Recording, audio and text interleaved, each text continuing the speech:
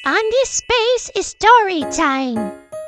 Si Lucas at ang kanyang lapis. Pagkukwento ni Ethel R. Burgos. Sa isang maliit na nayon ng Gara, naninirahan ang mag-asawang sina Lina at Mario kasama si Lucas, ang kanilang nag-iisang anak.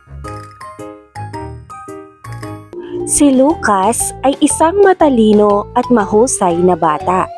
Sa murang edad na siyam, palagi niyang dala-dala ang kanyang lapis at papel upang iguhit ang kanyang mga nakikita.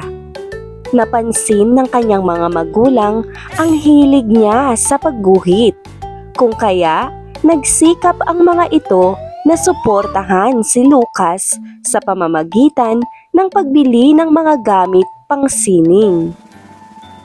Para maipadama sa anak ang kanilang suporta, palagi silang naglalaan ng oras upang pag-usapan ang mga gawang sining ni Lucas at kung paano sila makatutulong na mapaunlad pa ito. Isinasalaysay naman ng kanyang nanay ang mga kwento tungkol sa mga kilalang artista sa larangan ng sining na may pinagdaanang hirap at tagumpay.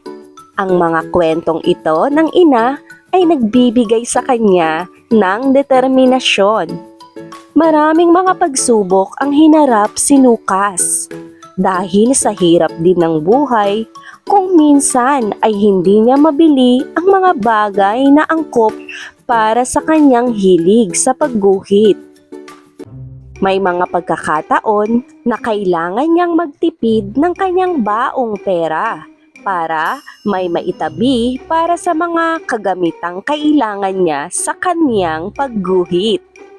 Dumating din ang mga sandaling naging mababa ang kanyang tiwala sa sarili.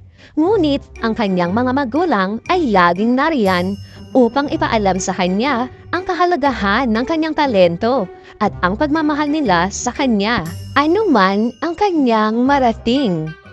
Ang hindi matitinag na suporta na ito ay nagbigay lakas at tapang na magpatuloy.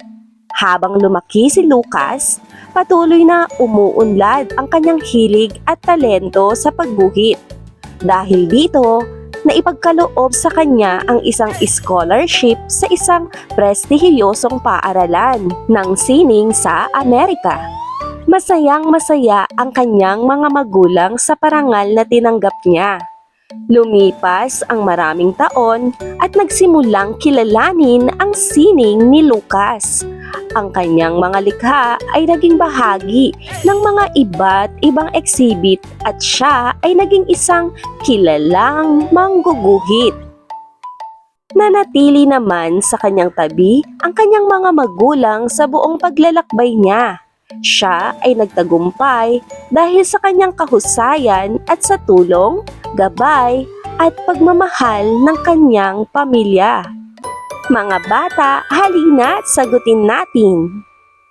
Unang tanong, ano-ano ang mga hilig, talento at kakayahan ang tinutukoy sa kwento?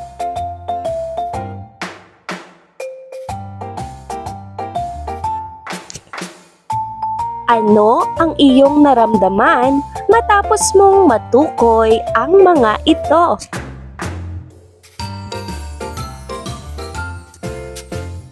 Ano ang kahalagahan na alam natin ang ating mga hilig, talento at kakayahan? Bilang isang bata, ano ang kinakailangan mong isaisip upang mapaunlad mo pa ang iyong mga hilig, talento at kakayahan? Paano mo pa maaaring mapaunlad ang mga ito? Magaling mga Andy Space Kids!